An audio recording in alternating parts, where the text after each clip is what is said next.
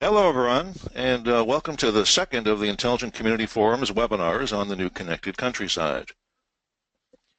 Our topic today is intelligence from the ground up, the story of how a rural municipality bordering the city of Edmonton is building an open access broadband network and using it to spread economic growth from its eastern edge next to the big city to its most rural corners. My name is Norm Jackness, and I'm Senior Fellow of the Forum. I lead the ICF's Rural Imperative, which applies to rural areas and small cities or towns what ICF has learned from 15 years' experience identifying intelligent communities. This work also builds on the ideas I developed for the U.S. Conference of Mayors and the National Association of Counties in the U.S. on future-oriented economic growth strategy. Before joining ICF, I was director of Cisco's IBSG Public Sector Group, the company's Open Innovation Group, where my focus was on economic growth, innovation, and the future of technology. And before Cisco, I was Technology Commissioner for Westchester County, New York, when it was one of ICF's top 7. I should also give you a bit of background about the Intelligent Community Forum. There we go. The Intelligent Community Forum is two things. We are a global network of cities, metro areas, and counties recognized as intelligent communities that collaborate on economic and social development. We are also a think tank that studies how intelligent communities use information and communications technologies to create sustainable success. Our network consists of more than 160 cities, metro areas, and counties on 5 continents. And something that makes us really different is that we study communities with populations as little as 15,000 up to 8 million. Because we believe, based on evidence, that size, scale, and wealth are not determining factors in community success in our new century. Indeed, this century is an age of disruption driven by the unbelievable growth of digital technologies and their penetration into every aspect of business, government, and our social and cultural lives. In that age of disruption, intelligent communities are those that use the same digital technologies that cause all the disruption to build inclusive prosperity, solve social problems, and enrich their cultures. This is the second of a series of webinars we're producing that is part of what we hope will advance a new connected countryside.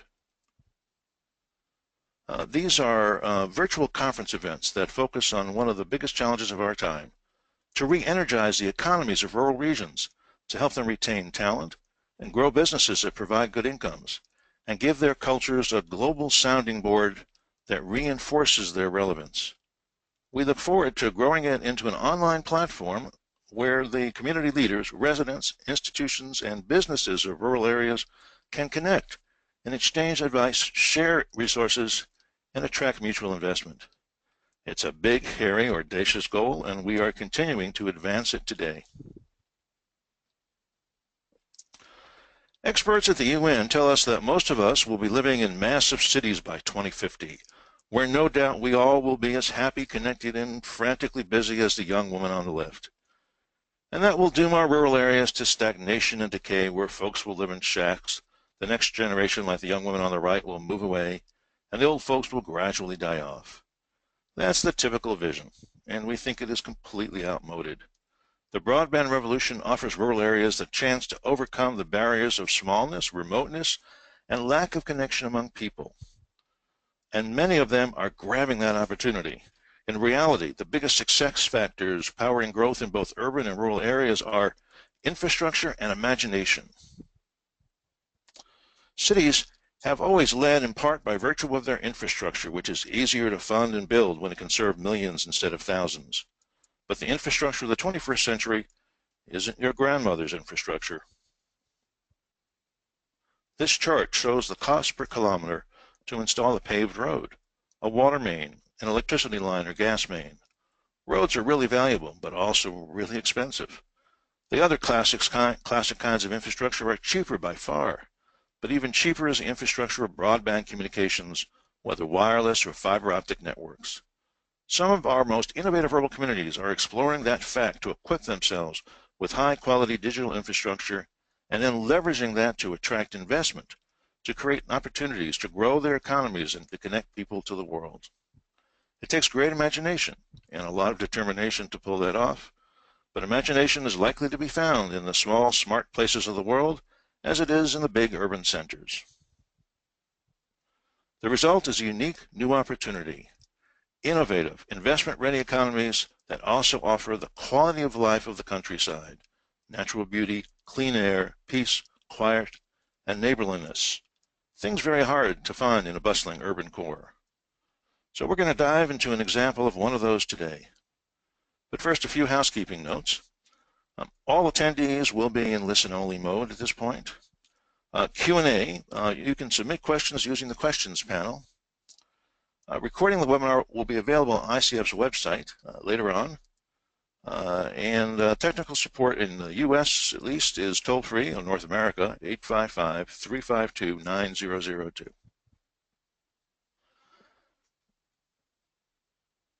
Now, it's my pleasure to introduce our speaker, Barb Scully. Barb Scully has been working in the area of community economic development for several years and started working on the Smart Parkland project as the Connected Communities Coordinator a year and a half ago. She believes that assuring people have access to broadband is a true social and economic driver. Tackling the barriers and discovering the opportunities for rural communities is a challenge that Parkland County has embraced as it moves forward with a Smart Parkland initiative. As a small business owner in Spruce Grove, Ms. Scully appreciates the importance of community support in the success of such ventures. It is with that experience that Ms. Scully co-founded Talk of the Town, a media business in the tri-municipal region that promotes local business and residents. She's also a graduate of Simon Fraser University. Barb? Hi, Norm. Thanks a lot. Get onto my screen. Can everybody see my screen now? Perfect. So my name is Barb Scully. I have been with Parkland County for a year and a half now. I worked on a small project under the Smart Parkland project for a couple of years, but it led me to this position. So today I'm going to tell you more the story of Parkland County and how we got this far and where we're going with our project. We have some different challenges being our version of rural. So I'll start from the beginning, if my screen works. Okay, so Parkland County is a rural county. We're just west of Edmonton, for anyone that doesn't know where that is. So it's Alberta, Canada. Edmonton is a major center, and we're literally the grass west of it, and we go 90 kilometers out, so about an hour away. Geographically, we're really spread out. We have 13 people per square kilometer. We do have 2 urban centers in the middle of ours. So they're not part of our municipality, but they're part of our region, Spruce Grove and Stony Plain. We have a variety of different things going on. We have industry, acreages, agriculture, small business, some major resource extraction, resort communities. The western 2/3 of the county is primarily agriculture and resource extraction. There isn't a lot of population density, so that gives a ton of challenges there. We're actually, I noticed in our write-up, it was pointed out to me that we're only a few hours from the Rocky Mountains. We're actually quite far off from the oil sands. We're a lot more south of them.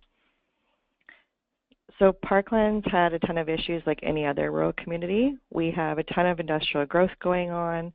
People aren't wanting to move out to acreages and into the rural communities anymore. The people that are here are starting to migrate into the larger urban centers.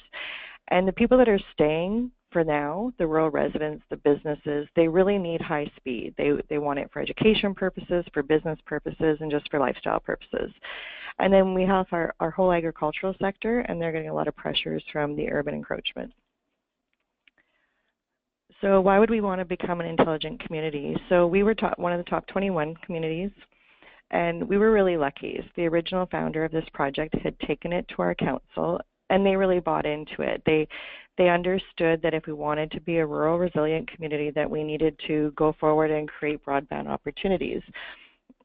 They started out by doing the tower infrastructure. So there was all the pillars of intelligent communities, but that was really the focus in the beginning, was getting the infrastructure in place, because being in rural, it was a lot of dial-up still. There's some satellite services that really don't help us out a lot at all. They can't get what they need for capacity out of it. and they started making a plan from there. And they wanted to really enlighten the innovation that was in our community already and support our community activities throughout. So we had a lot of barriers. So we have large distances with low population densities. So you could have a really agricultural area. So you have to really look at that. Are the internet providers going to come in, because they're not going to get the cost recovery on their equipment? It's not economical for them. You may have a provider in a higher density area, but just because of topography, hills, trees, things like that, it doesn't actually meet the needs of every resident. It's not typically a municipal government service for us to go out and put the infrastructure in. And a lot of people are saying, well, if you wait, someone else will do it, and they won't. We have a capacity issue, so we can get the connectivity out, but we can't get the capacity that the businesses and the residents need. And another big issue we've had is actually defining rural. So we go to a ton of different conferences and different engagements, and people say we're rural, we have 200,000 people or 50,000 people. We have 30,000 in a large landmass. So our issues become really the vast area that we have to actually get the connectivity over.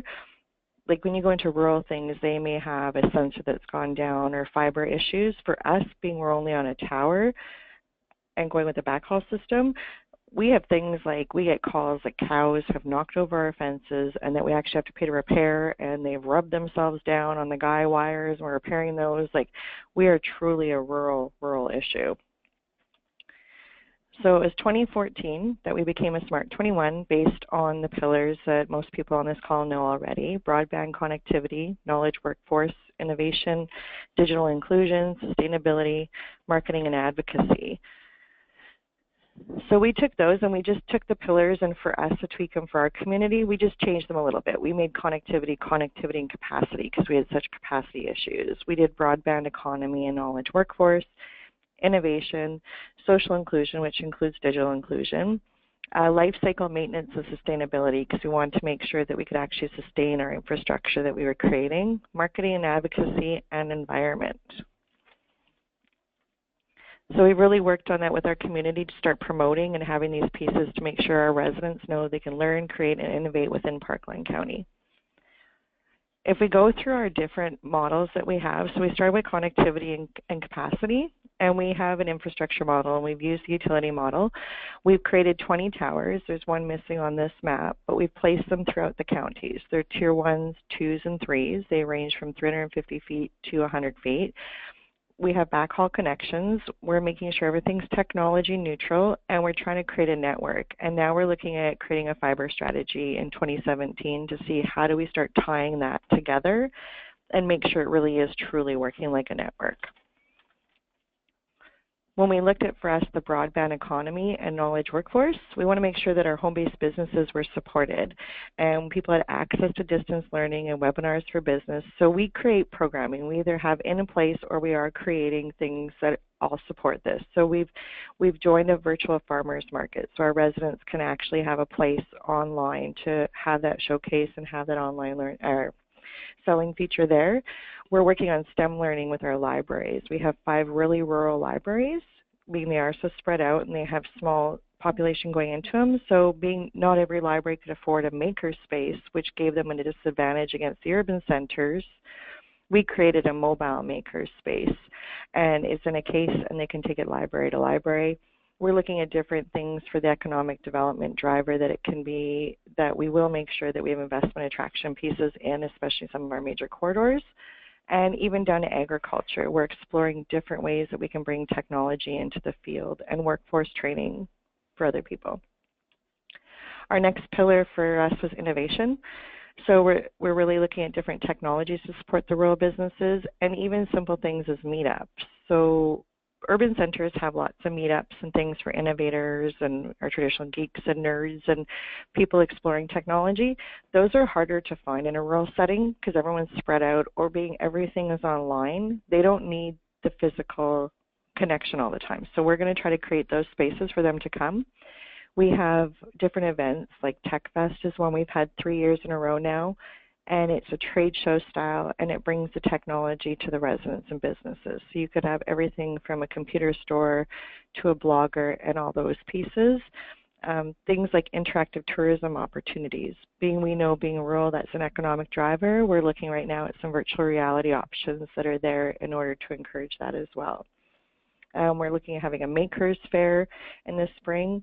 And the other piece we've had to do is make sure we're really defining what innovation is. It's not always technology based. Like it turns out we have this amazing skateboard and snowboard manufacturing company on a farm, but they're selling globally. So we wouldn't even know about them if it wasn't through word of mouth, because they're not necessarily making their money in our community, but they are expanding outwards. For our next one, we looked at social inclusion. One of the problems with rural is a lot of people haven't had the internet before or don't have the finances to even accommodate that. So you've got our more western region where they're finally getting some high-speed internet, but they don't necessarily know how to use it. So we want to make sure that whether it's our seniors that are learning from our youth on how to open a Gmail account or a Facebook account or just to Google things to get information, that they're getting those technical skills. We want to make sure that all our residents are getting it. And we want to have things like local community hotspots. So we already have our libraries, all have fiber to them, but now we're slowly getting our community halls set up so they can actually be hotspots, because we recognize that people are sitting in parking lots and doing their homework or checking their email because they don't have the technology at home. So we really want to make sure everyone has the access and to create distance learning centers within those libraries as well so they can have that hub and people can learn from one another. We also have a local literacy group that we're partnering with, and they'll be going around the community to offer digital literacy classes. And we're working with some it's called Alberta Parenting for the Future, and making sure that they have the resources they have a lot of young single moms on social assistance, and making sure they understand that the internet isn't just for Googling and music and online dating and social media, that they can actually use as a learning tool or a business tool to be an entrepreneur. Our next pillar is our life cycle maintenance and sustainability. So as we put our towers up, we recognize that we have to be able to maintain them and fix them. So we make sure that annually now we're putting funds aside that can keep going, so it's a sustainable thing. We also lease tower space out to internet providers, and we've expanded to cell phones, to sensors, to anything that really could go on a tower. And we make sure our fees are reasonable enough that the providers can go on and get the service to our citizens, but we also want to make sure we're doing cost recovery on operations. We'll probably never get our money back on the actual bills, but if on our monthly operations, we're probably about a year and a half away to a break even. That being said, we have 20 towers. Some do really well and some do really poorly, but they'll just offset each other. And we want to make sure the towers are flexible enough that we can use all sorts of new technologies on them so we're not limited. Our next part is marketing and advocacy. So this is a big piece being rural because everybody's going out advocating. We just came back from a conference and everybody was talking about advocacy with our province and with their federal things. Yet they don't know why they want the broadband. So they want the broadband, they want the internet access for their residents, but if they don't know the end game on what they want as an economic driver or a community driver, there's not a lot of point. So we've partnered with 8 other municipalities that are all very rural like us. Some are even more rural, more remote than us. And as a group, we go and when we have to advocate to the province to get more access to things like the SuperNet or those things, we do that. We make sure when we have events, we partner with post-secondaries and industries. And we make sure we do marketing on 2 levels. So we market to anyone that could come on and create revenue on the towers, but we also make sure we market to the residents because it comes down right back to that advocacy loop. If we don't know what we're doing it for, there's no point in actually creating the infrastructure.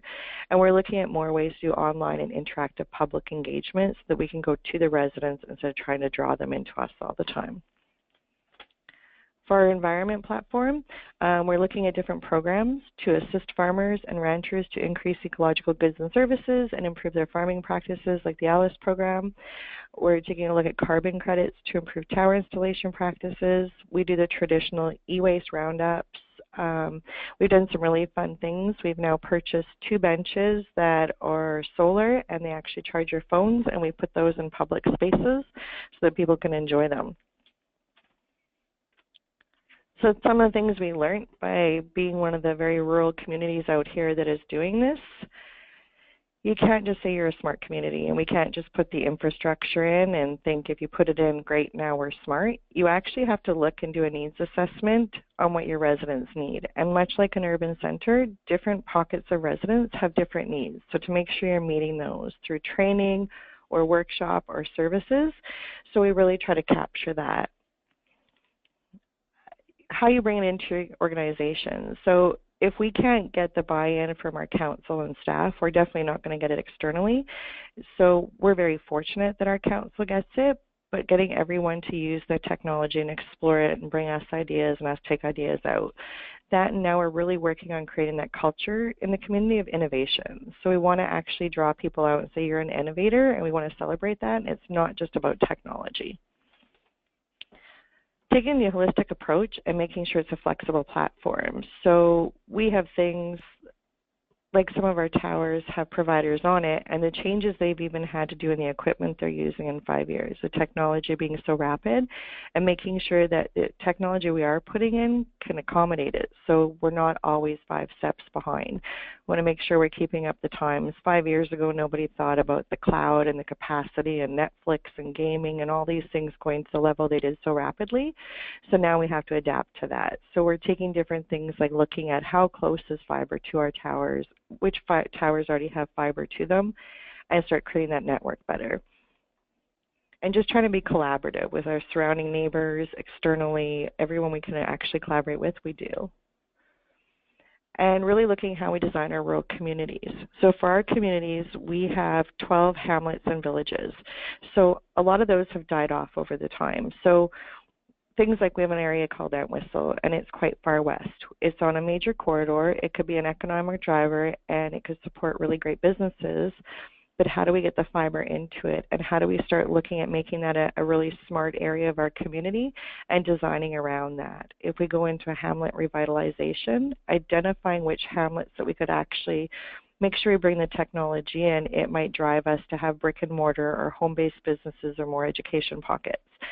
So as we go into our overall fiber strategy through 2017 and tie that into the towers we already have, we're going to try to make sure that we can actually revitalize those communities and make them more resilient and get some sustainability out of them. Also really focusing on our community halls. We have 26 community halls, which has its challenges all in itself. In an urban center, you might have one community hall with 10,000 people that go to that hall or are geared for that hall, whereas we have 30,000 people and 26 community halls. So not all may survive over the next few years, but if we can start turning them back into community spaces, we have some that have smart boards and audiovisual systems and the Wi-Fi, right down to running farmers markets. By having the Wi-Fi in there, their vendors can actually do better business. So creating them to actually be a hub again. And essentially that is the end of my presentation. Thank you, Barb. That's great. God, you're doing impressive stuff. I guess everybody can see why you're among the top most intelligent communities in the world. We already have a number of questions. I encourage others of you who have questions to send them in. I'm going to sort of start with questions in the order in which they came. So first, Barb, can you speak to any successes that you've had to date directly related to deploying broadband in the Parkland County area? From the infrastructure side, like our 20 towers, we are at the point that we've got several providers on them. We do need to increase them, and we need to expand what we're putting on them. But I think the 20 towers alone is already a success. And by us taking another look at the fiber strategies coming forward, that'll actually expand our network, and we'll be one of the first really rural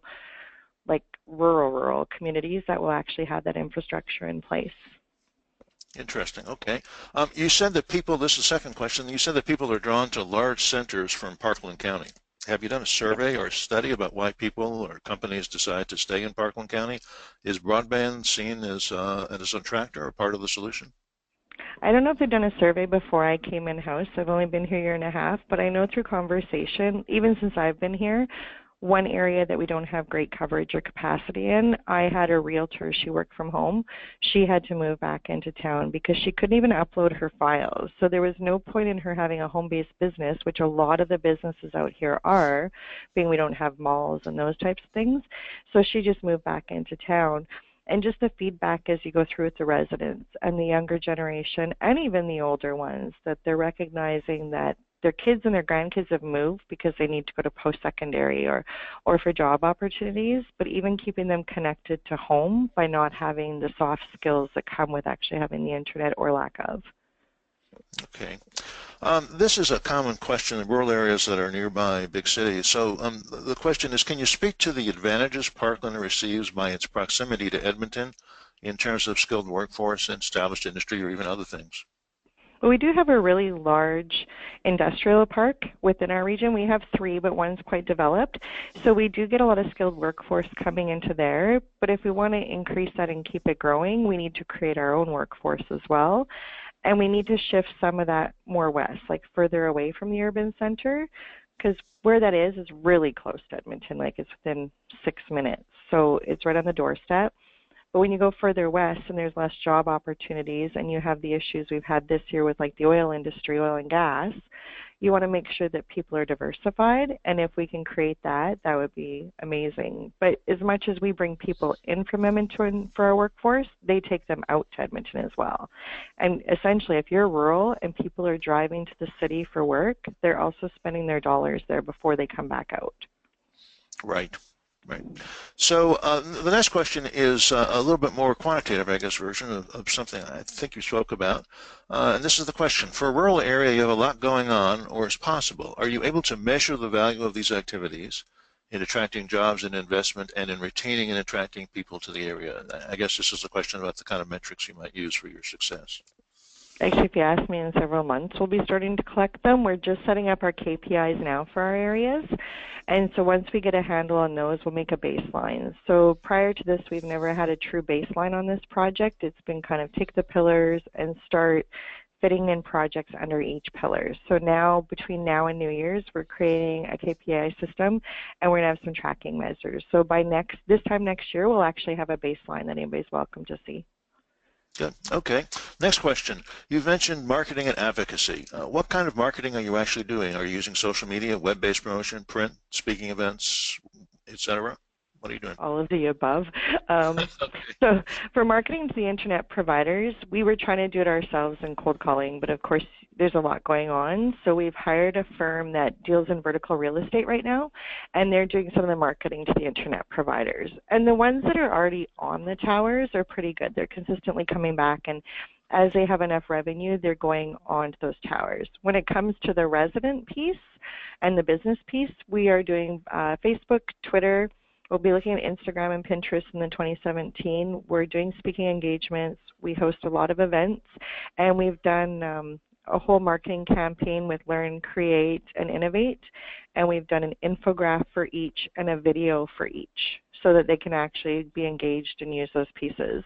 And we're also going to start meetups. So for a different type of people, we've had meetups for Chamber of Commerce and all those types over the years, and now we're going to try one. We call it Geeks, Nerds, and Innovators, but we have to find a more formal name before we start it in February. But that's one of the goals, to start that conversation and get more external input on our project, because right now it's been very centralized with here and people doing the same thing in other areas, and we want to make sure we're getting a better needs assessment of the residents as well. Interesting. Okay. This is a financial question. Did your municipalities pay for the towers, fiber backhaul, or was there funding from any other levels of government? We had municipal funding, so we had a provincial money. So grant dollars went into the infrastructure, but the operating is actually tax dollars. So we're really making sure that we're getting the revenue coming in and marketing to those other providers and cell phone providers and anyone that can utilize the infrastructure. So the actual build was funded by grant dollars, $6.8 million over 8 years. And I think it worked out to $250,000 of that wasn't grant money, but the actual operation dollars do come out of tax. Interesting. Okay. Did you require the ISPs to offer a minimum package of services to the residents? No. We have 3 or 4 ISPs going in right now. They're all pretty comparable. It really is coming down for them on who's going with them is service levels. And the fact that some can get in some areas and others can't. But their price point is very, very similar to one another, I noticed. Okay. I'm going to skip the next question because you'll love it, so we're going to go to a more practical question first. Transportation can be a huge issue with rural communities. You mentioned how many people run businesses out of their home, but what about businesses that cannot function like that? Is it easy to get around Parkland County? You have to drive. You pretty much have to have a license in Parkland County. We do have, from our industrial area to Edmonton, we do have bus service as of this year, running a couple times, like in the morning and in the evenings at peak times. But other than that, out here you really do need to have transportation on your own because you may be 40 minutes from where you're at to an urban center where you need to be. Interesting. Okay. What are some challenges that you continue to have that are beyond the financial issues and, sort of technical operations? What are the challenges that you have? I think topography. So you can have a subdivision of acreage dwellers, and Mr. Smith in Lot 1 gets perfect service from his internet provider, and Mr. Jones next door is suddenly his house is 10 feet lower and his trees are 20 feet higher and he can't get any service. So you can go household to household and it doesn't mean they're getting the same level of service by going with the towers. Like we really need to look at long term in as many areas as we can to go into a fiber to the home. Because that's probably our biggest challenge, or the fact that when residents call in and they think they have the worst service in Canada, and then when we actually send them the CRTC map and they start recognizing that we actually have really good service for a rural community and that just Canada sometimes tends to be behind on the whole internet piece. Interesting. Actually, it's true for most of North America. So, anyway, another question. Would you like to attract foreign direct investment to your community? And if so, what plans do you have to go about pursuing that investment? At this point, I know we would like to attract it, but we have no plans in place. That is part of us doing our strategy over the next year. The project's been going for 8 years, but we never even had an actual, truly written down strategic plan. So that's the piece we're working on over the next couple of months, and we'll tie that with our economic diversification department here as well, and the two together. I know by taking places like Entwistle, if we put fiber in, and it's a major corridor, that's a really big attractor. So part of it is us getting the proper infrastructure in place so we have it as a selling point as well. And then from there, I'll have to see where we go with it. Okay, and if you wanted to promote Parkland County to attract investors and talents, what would you lead in with your pitch? What's your elevator speech? Oh, that's a tough one. Who asked that one? Somebody in the audience who obviously wants to steal it. I don't know if I have one at this point. Can you ask me in a year if you email me in 6 months and I'll have one after I've done the strategic plan? I think it'll really depend on what we do with our fiber strategy, because until we know where that's going to lay out and how it's going to roll out, those will end up being our key focus areas as well to go out and attract those businesses.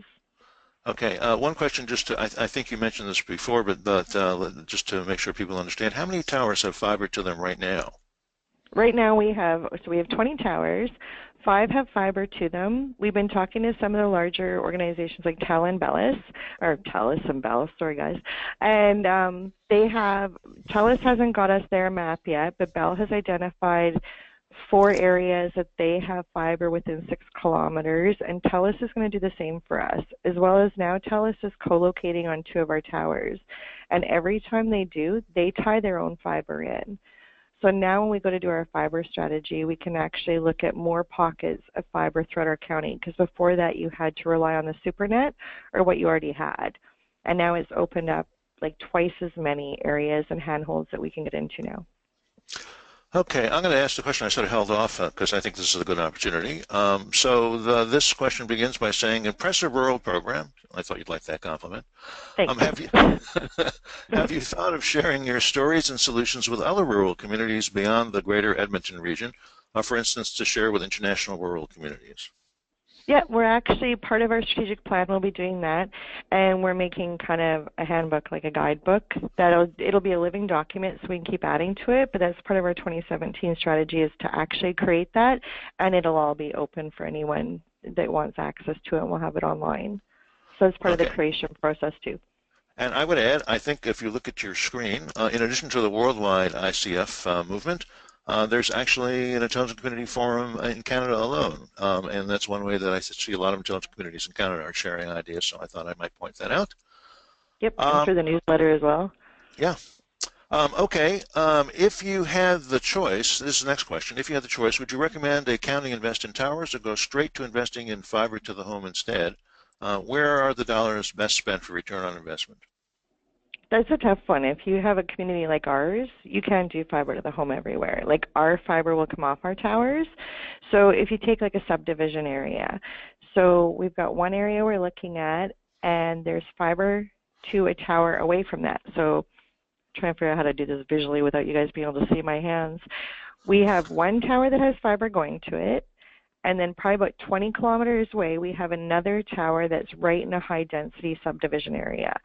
So we need to backhaul from the tower with fiber. We have to backhaul to the other one, and then the fiber will feed out. If we were trying to just fiber it, we couldn't do it. Our population density is too low to even make it manageable. There'll probably be areas of the county, high agricultural areas, we may never fiber, that we may just hopefully improve the backhaul on it. So yeah, I would definitely do the towers first. I would really look at long term though, like over 10 years if you're putting your towers in, where do you want to look at having fiber to the home afterwards? Okay. Next question is a tough one too. So what would you say is missing in your community?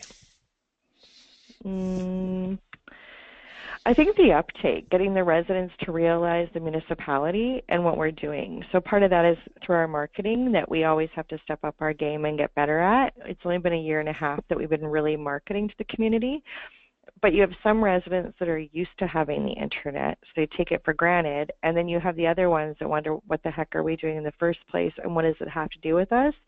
But getting that resident engagement. I know of another rural community. They're a small town, but they have so many community volunteers. They've been doing this for a really long time, and they really got the community member uptake. So that's the area we're missing, and we really need to start looking at. If we can get the community members engaged in the conversation and the progression of the progress, it'll have more sustainability to it, and it'll be more successful. Okay, and here's another question, interesting policy question. If Canada agreed to broadband as a human right, would you demand fiber and get rid of the towers, or are they deemed satisfactory? The towers, that is. They go hand in hand. So being so rural, we would be really hard pressed to just do fiber. So if you look, you could go 4 kilometers between houses, you're probably not going to run that fiber. So for us, being truly rural, we would have a combination of both, that they actually serve what we need to be done. But yeah, so no, I wouldn't get rid of the towers at all. And they have other purposes. You still have the cellular phones. In our area, new subdivisions aren't even putting landlines in anymore. It's only cellular. So if you have a brand new housing area, they're not going to put landlines. So there's still a purpose for the towers for that, as well as the internet providers, GPS for farm equipment. We have a lot more applications we can look at. So no, we wouldn't get rid of them. Okay. There's sort of a follow-up question to this. Is your competition running fiber throughout the community? Is that something that you see or are concerned about? I'm not concerned at all. The more people that run fiber, the better. So we have the 2 urban centers. They already have some fiber in, and they're doing fiber strategies as well. Edmonton has gotten a big influx of money, and they'll put fiber in. But some of our other neighbors, they're looking at strategies and exploring the same as we are. So it becomes a regional thing. If somebody else puts fiber in, it's easier for us to say we need fiber and to really advocate both to municipal, provincial, and federal levels. So no, I don't think it's a bad thing at all. Okay, good. Another question. What are the broadband speeds you're seeing through the towers? I'd say up and down, I'm curious. That wasn't my question. You know what? I'm curious about that. I could actually pull the numbers, but it so ranges. Like it really comes down to topography again. So you can have one person that is getting next to nothing, and the guy 20 feet from him just because of where he sits in a tree line.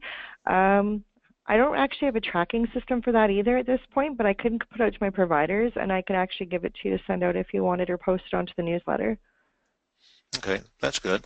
One of the things that we've at ICF seen around the world is the increase in precision agriculture. The use of sensors, even actually robotics on farms. And that sometimes has been a driver in local interest in having more broadband. Has that been a factor in Parkland County? Yeah, it becomes a big deal, especially the larger producers. They want to be able to do precision agriculture. Some of the small farmers don't bother. They're more niche markets, but it goes two ways. So if you're the small farmer that's a niche market, they're probably using the broadband for marketing purposes and selling their products direct to consumers. But then with the larger producers, then they're actually looking at having that broadband for precision agriculture. So it comes across the board. It just depends on which way they're using it, but it's a huge thing needed for agriculture. Okay. There's another financial question. How much was the initial investment to install 20 towers? We're at 6.8 million at this point in 8 years. That's pretty good. Okay. Another interesting question. Are you becoming a bedroom community for Edmonton, which therefore means you will gain density? I think we've always been a bedroom community. It depends what people want. Like if they want to live on the outskirts of Edmonton but still in an urban center, they may go into Spruce Grove and Stony Plain, which are in the middle of us, but they're separate municipalities. And we've always had people come in. It's if they stay or not. So a lot depends on their jobs. So if they're closer to Edmonton, it's a quick commute. They may have more access. They'll get fiber probably sooner than anyone else out here, like the western areas. But we have a far, like 90 kilometers from Edmonton is the end of our community. So we become a bedroom community, maybe our first two divisions, but not our other four. Okay. We really are different areas of us. Interesting. Okay, and actually there was a follow-up question to the one about precision agriculture. Are you thinking as part of your strategy to become a demonstration region for ag tech? If it was up to me, I'd say yes, but I'll have to leave that up to mayor and council at some point to negotiate that. Okay. Here's another question. We've got a great audience today, by the way. Is your municipality providing service to consumers, or do you provide it to ISPs who then provide to consumers? So we build the infrastructure, and then what happens is an ISP can come to us and rent space in a tower. So for $250, it gets them 2 meters of tower space and rack area and power and battery backup and monitoring and all those pieces. They in turn are responsible for going out to the community and selling their product. We have the listing of who's available on our website. We get probably 10 to 15 calls a week asking who the internet providers are in our area. But we're basically landlords. We're leasing out vertical real estate for them, but it saves them a lot of money because for one ISP to come on per tower, it's about $40,000 to $50,000 investment on their part just for the equipment. So then they look at wherever areas they go into, they want 3 years on return of investment. Okay, and here's the general question in terms of the Parkland effort in relation to what ICF talks about. So you've talked about the 6 pillars of Smart Parkland's plan. How important has it been to focus on all of these factors as opposed to just 1 or 2? I think it's really important to focus on all because if we did a proper needs assessment and put it out to the community and had really good feedback, I think we'd have people that are hitting every pillar that they're interested in. But as a rural community, you're going to have like connectivity has more weight sometimes. But like I said, if you don't have the knowledge workforce piece and working with people to make sure they're getting that education with it, you can't have one without the other. So you can't have just connectivity but not teach people to use the internet. Otherwise, you're just putting sticks up in the ground for nothing. And you can't turn around and actually worry about social inclusion that people need to know use the internet to have better quality of life if you can't provide the internet. So I think all 6 pillars actually go hand in hand. That's great, yeah. And one of the things we've observed is that rural communities understand this actually much better than a lot of the urban communities who are focused much more just on the technology infrastructure. Another question, can you speak briefly about Parkland in terms of quality of life? What makes it nice to live there? Okay, well, I actually had to pay a bill that had a cow damaging my work. I don't think people get that in urban centers. That was the highlight of the day. Like, nobody's had that yet. It's just overall, it's really nice. So we have everything. So if you want to go to a park or hiking or take up any of those tourism pieces, we have all that. We're close enough to the city that you can go and get all those amenities. But it's just a really nice, quiet way of life. We really promote having local businesses. You have a ton of businesses that are in people's homes, so we're filled with artisans and people that are making things, as well as we have these amazing brick and mortar little stores staggered throughout. We have great community with our halls and our libraries and our school system, so there's no reason not to live out here. And it's quiet. Which is nice. So I actually had another question for you. How much use so far has there been of video, live video conferencing and that kind of thing? Partly what triggered that question is the virtual farmer markets.